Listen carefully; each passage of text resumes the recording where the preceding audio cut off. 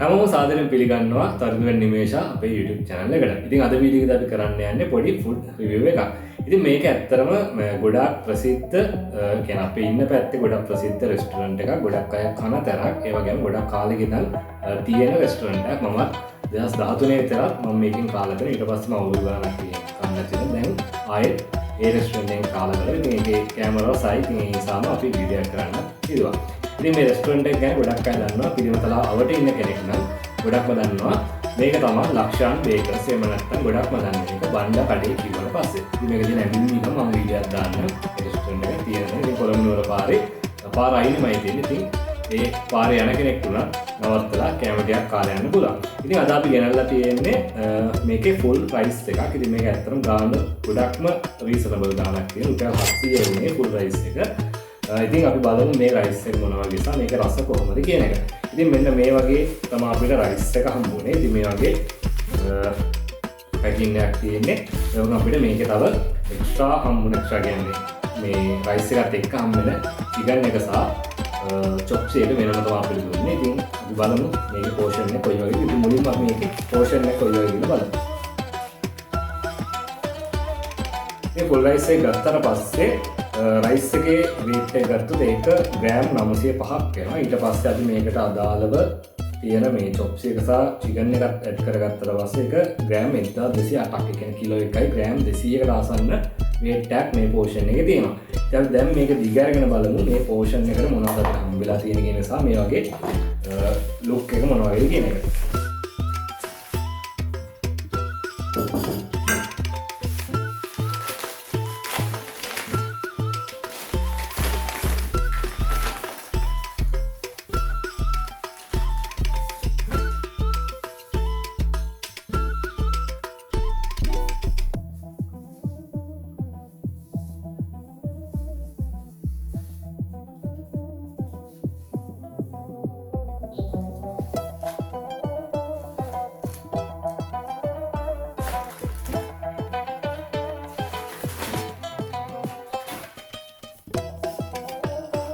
Rice එක දිගට ගත්තට පස්සේ අපිට මෙන්න මේ විදිහට බලා ගන්න වෙන්නේ. ඉතින් යාලා රයිස් එකට තමයි චිලි පේස්ට් එක ඇඩ් කරලා දුන්නට ඊට අමතරව අපිට හම්බ වෙනවා චොප්සි එකක් සහ චිකන් ඩෙවල් එකක්. ඉතින් චොප්සි එක මෙන්න මේ විදිහට ඇඩ් කරගමු මේකට.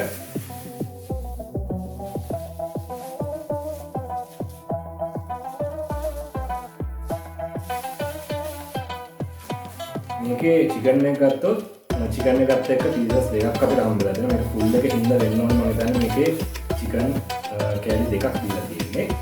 අර මොනල් එක ගත්තොත් මම හිතන්නේ එක කෑල්ල ගන්නවා තියෙන්නේ.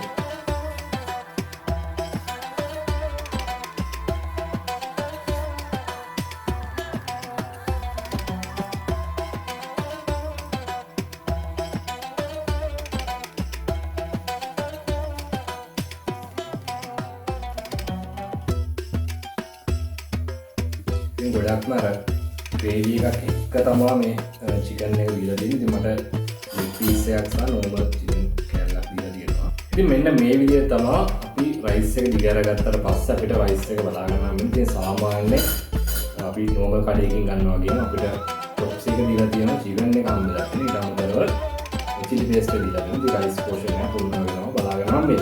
දැන් බලමු මේක කාලා ඇත්තට මේක රස කොහොමද කියලා. ඇත්තටම දිග අරගත්තට පස්සේ ඒක මාර සුවඳක් තියෙන. කාමරෙන් මාර සුවඳයි.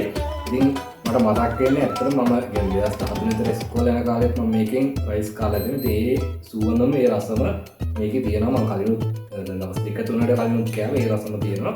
ඉතින් ඇත්තටම මේ අපි ගෙවන ගානට මාර වටින රයිස් එකක්. ඉතින් අපි බලමු මේක කාලා මේකේ රස කොහොමද කියන එක.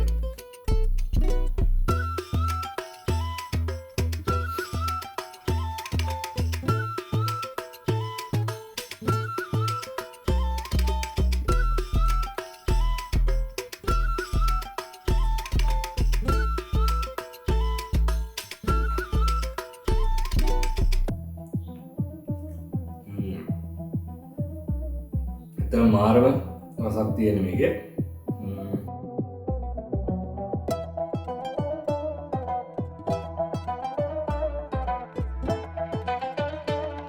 කියන්නේ යාලා අර ගානත් එක බලද්දි චිකන් එක කියන්නේ ලෝභ නැතුව දීලා තියෙනවා. සාමාන්‍යයෙන් ගොඩක් අය මම හිතන්නේ මේ වගේ ප්‍රයිස් එකකට මේ චිකන් කෑලි දෙකක් එක්ක රයිස් එක කම් නැති කියලා. ග්‍රේවි එකත් හොඳයි. රසයි. චොප්චි එක ටිකක් ඩ්‍රයි ගතියක් වගේ තියෙනවා. මම හිතන්නේ ඒක හදන හැටි වෙන්නේ නැති. නමුත් ඒකත් අවුලක් නෑ, කියන්න තරම් අවුලක් නෑ.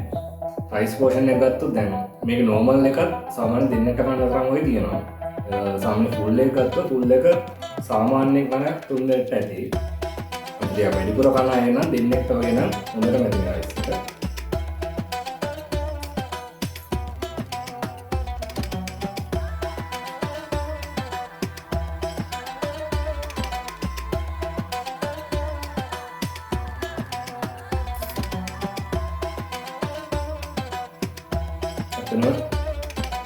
කියන්න කිසි කරක් දන්න මේක මාරු මාසක් තියෙන.